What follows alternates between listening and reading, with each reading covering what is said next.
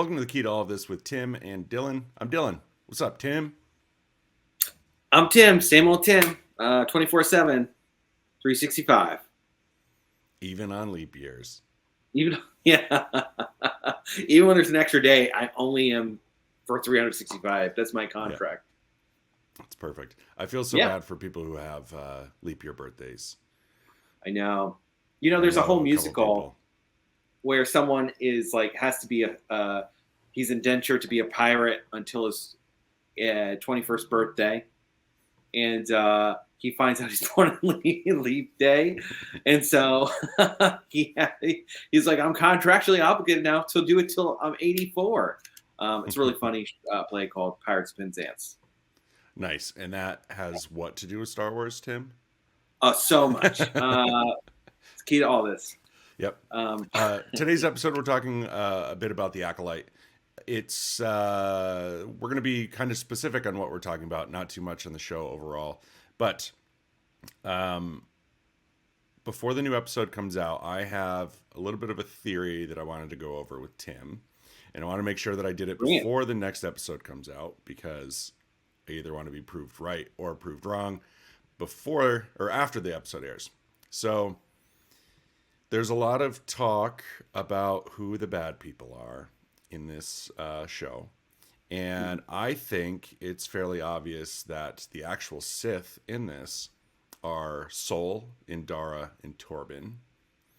They are hiding from the Jedi, and they are the ones who killed all the witches and burned their house down, because how would just a little fire from May set an entire cement place, on fire? It's crazy.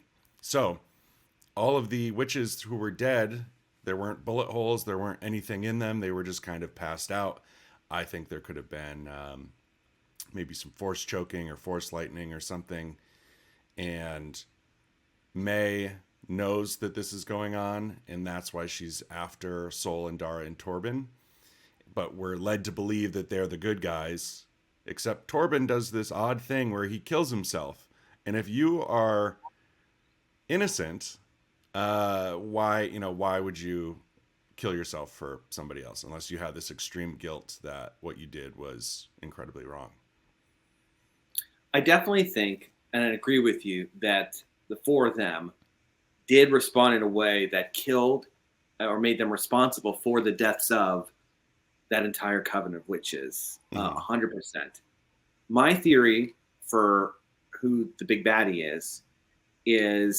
would be a play on the prequel trilogy and how Palpatine was seemingly so out in the open and so above and beyond reproach that it would be hiding in plain sight is his approach. And so I actually think that the big baddie is Khmer. And he seems to know everything about the mission and even about the attempt on the sleeping Jedi's life by May. And I think that he knows too much, and we never see, I think it's possible that the Sith Lord is fully masked at all times. We know that from one appearance he's masked, but I think that he's also monitoring his apprentice by also playing this other character the same way that Palpatine fulfills this role plays this role as senator. Okay. I wouldn't have thought that. I think that's a great idea. I also was thinking that we talked about this, we texted a little bit, but I was thinking that she, the one who gave birth, I'm trying to think of what her name is, Coral, from the witches, would be the bad. And also Walking Dead, Coral. Hey, Coral, if we were books, would Norman read us? That's the Coral. That's the best one. I love that. Yeah, so I think that was, that would be her as Darth Teeth, because I think that, Leslie Headland is really trying to make this feminine-focused show. So to have the baddie be another guy rather than a female, I think could be the way that she would write it. Yeah, definitely. So the witches, the witch mother who actually birthed May and Osha, I feel like she's been training May kind of as the Sith as well. I think that could be a possibility, but I truly think it's going to be that Sol, Indara, Kelnaka, and what's the other guy's name? Torben are the bad guys, and Osha's completely, has no idea what's going on, and May really has no idea what's going on as well. She's just trying to seek retribution, but then we'll get this big reveal that the Jedi were actually the bad people who did this. But I like yours. Yeah. I like yours a lot because I think Manny Jacinto is so funny. Yeah. And for him to be a bad guy is just great, and that would be a really good twist to have the baddie out in the open. Yeah, and he said some, he's just, it would also fulfill the rule of two, where it's like, why would this like Lord have two apprentices? Yeah. And I think it also fits in with like playing to be weaker than you actually are to escape being on anyone's radar. So we'll see. I mean, I think we'll find out. What is it, on Wednesday night or Tuesday? Wednesday? Tomorrow night. Tuesday. Yeah. Nice. Yeah, I'm really excited. With my thoughts on Sol, like Sol being Darth Teeth, is he's the one who went to the witches and was like, I want to test them both. And basically, Indara was like, we have the right to because of whatever reason. And Sol knew that May was lying because she was told to lie. So the fact that she's lying and then Osha's lying, but he doesn't call out May, he just calls out Osha, being like, who told you to cheat? Or who told you to fail this? I think he knew that she would have been an easier person to turn rather than May. I think May. It's interesting because that scene, it almost feels completely like, May does have these hints of a dark side, but it's like really Osha, who seems very much like really troubled, and kind of more vulnerable, as you say. Yeah, because she wants to leave and she wants to become something more. She truly wants to be a Jedi. So I think the Sith would want to infiltrate that twin rather than the one that's like, no, I want to be a witch. And then that's when the Jedi kill all the witches so that Osha never has anything that she needs to go back to. There's never anything stopping her from saying, what's right or wrong when it comes to Sol and Dara and them. So I think that's why May is trying to kill them. But I could also see if Sol is Darth Teeth and he has been training May, it could be his way of killing Torben, Indara, and Kelnaka in order to keep his identity hidden. So yeah, Sol's the big baddie for me, but I think Manny would be great too. Yeah, I think like I also think that everything he says, everything Darth Teeth says about like kind of his philosophy on like why we want to attack the idea of Jedi, having them attack first. Like, I think it also is like, it's clear he's so frustrated in his current role of just like teaching, and he's sick of like this kind of like hierarchy of being like ordered around. Yeah. So that I do think that Sol is like really kind of fed up with the Jedi, and thinks that they kind of escape justice because they are kind of this justice system. So yeah, I think that makes a lot of sense. Yeah, I would like to see. I assume this is only going to be one season, but I would like for the baddie to survive, to go on and have a new story with you follow either his apprentice or hers, through, and we get more stories of the Rule of Two and all of that.